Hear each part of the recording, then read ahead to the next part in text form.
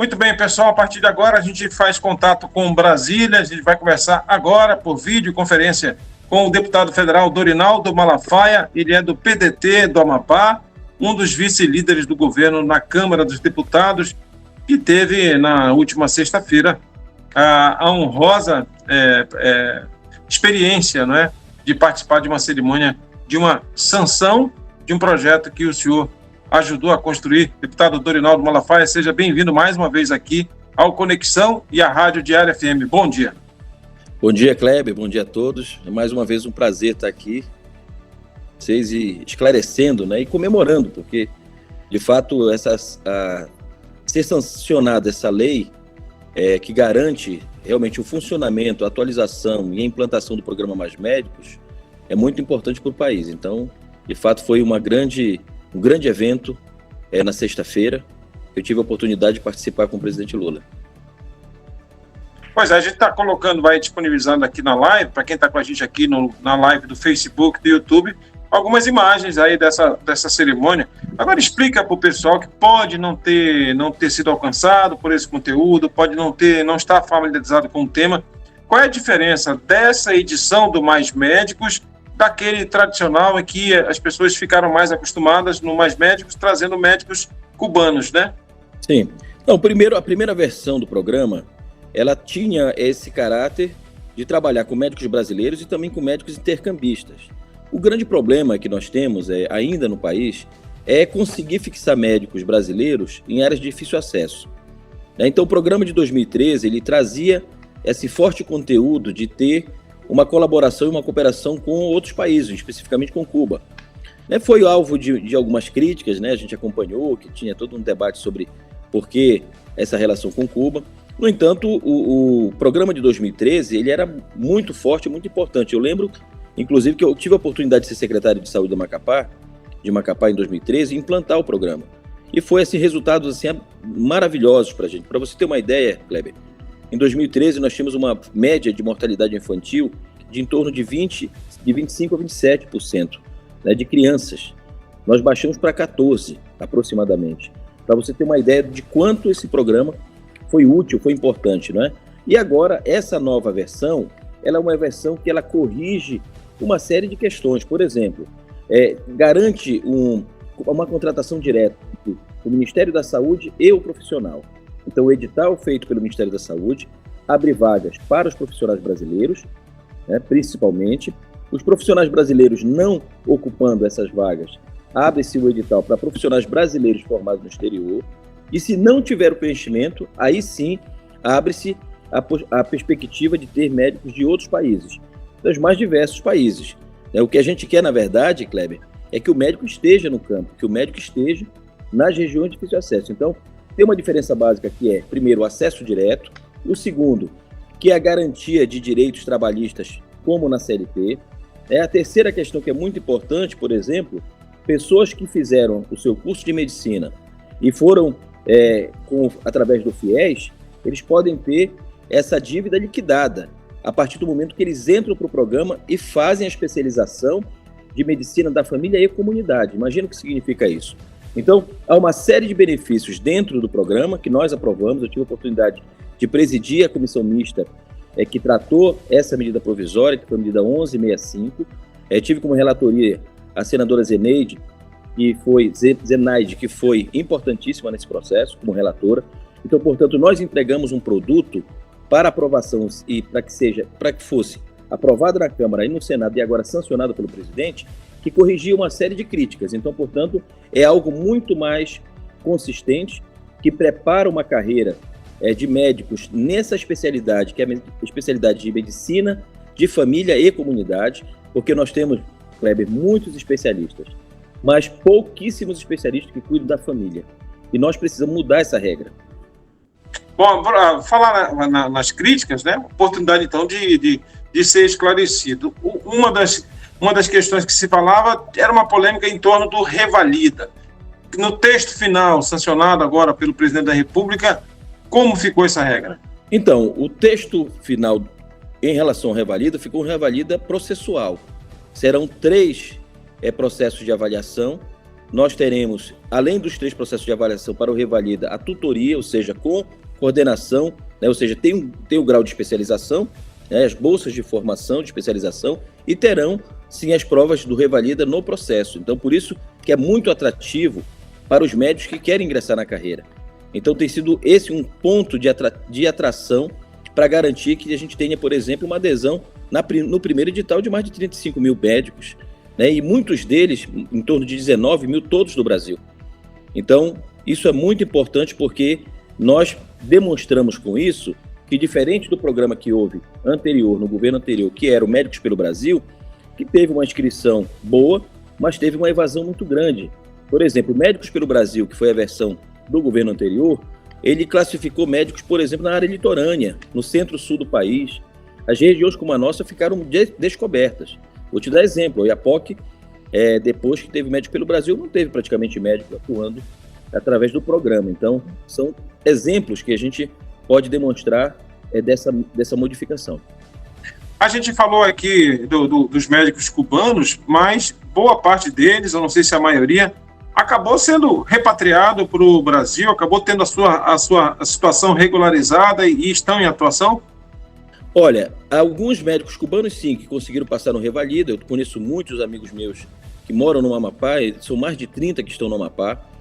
Nós esperamos, inclusive, que eles sejam incorporados, né, se possível, porque, logicamente, nessa escala de candidaturas, né, de inscrições, sempre tem muita desistência. Eu conversava com o prefeito, por exemplo, do Amapá, e que teve já inscrição e desistência, né? E nesse processo todo, a gente espera realmente que esses médicos que estão que já estão morando no Brasil, que têm, inclusive, formação e capacitação, experiência, possam também ser incorporados. Então, para nós não é nenhum problema, pelo contrário, nós queremos que esses médicos que têm muita qualidade, muita experiência, possam também fazer parte. Quero dizer o seguinte, não é só esse edital, tá? Nós agora conseguimos 65 médicos para o Amapá, teremos outros editais, tenho conversado com as prefeituras, principalmente com o prefeito Carlos Sampaio, que é o prefeito que coordena, né, é o presidente, né, da Associação dos Prefeitos, para a gente poder realmente ir medindo isso e pedindo mais médicos para o programa. Sobre Revalida, eu queria voltar um pouquinho a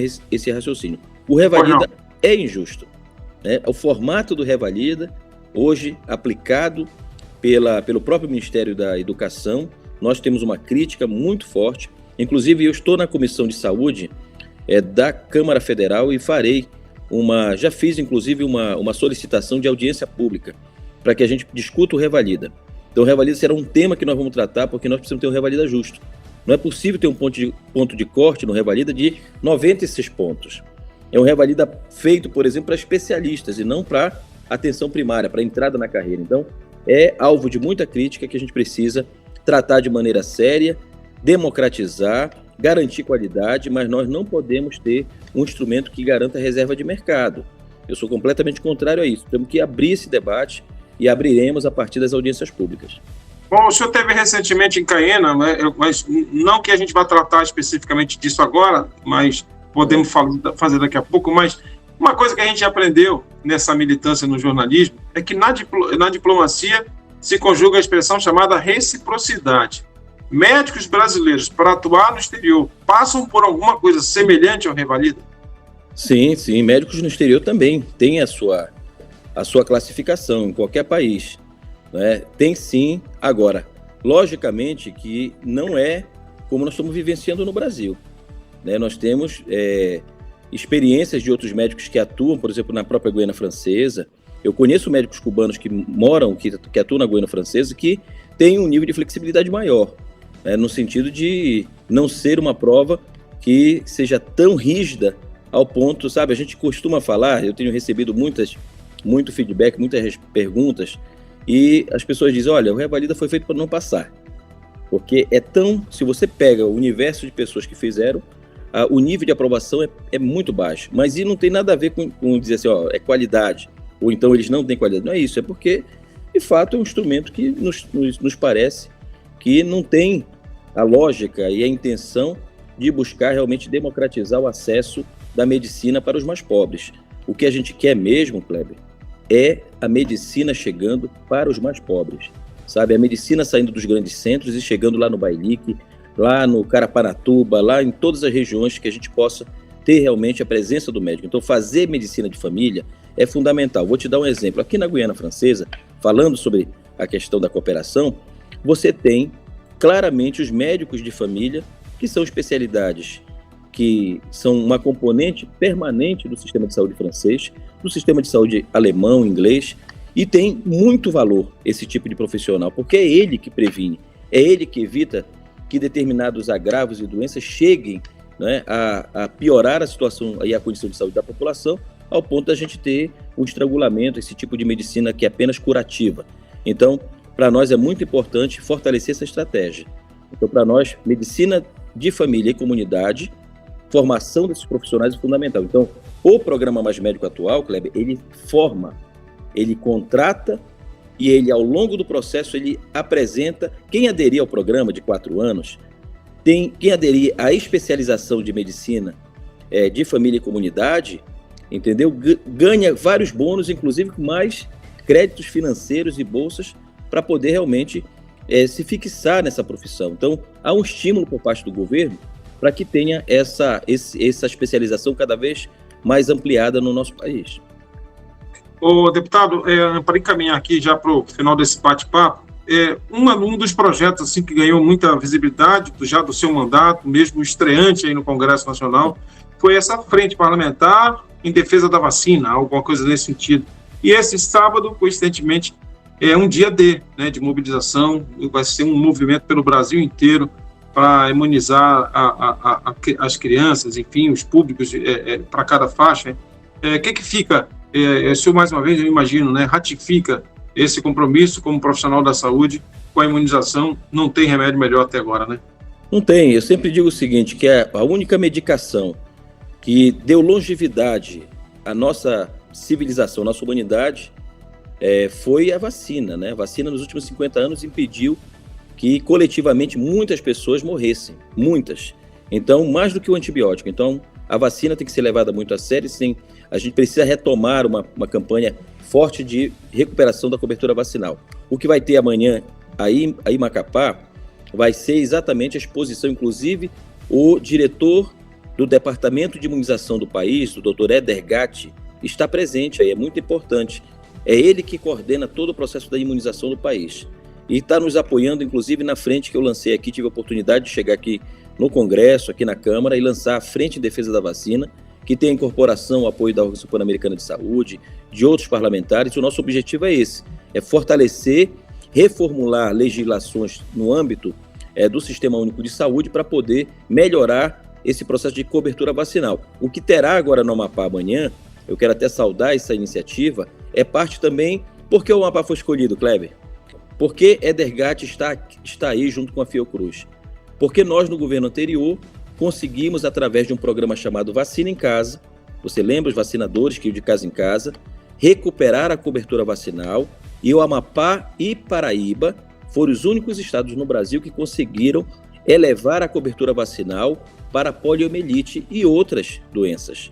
Então, veja só a importância dessa metodologia que a gente utilizou. Então, por esse motivo, nós fomos brindados, né? Fomos agraciados com esse gesto do Ministério da Saúde, da Fiocruz, de lançar esse dia D de Macapá, a partir de Macapá, né? A partir do estado do Amapá. Então, é muito importante e é gratificante a gente poder ter contribuído também com esse processo, né, de proteção da saúde, né, e do fortalecimento da imunidade da população.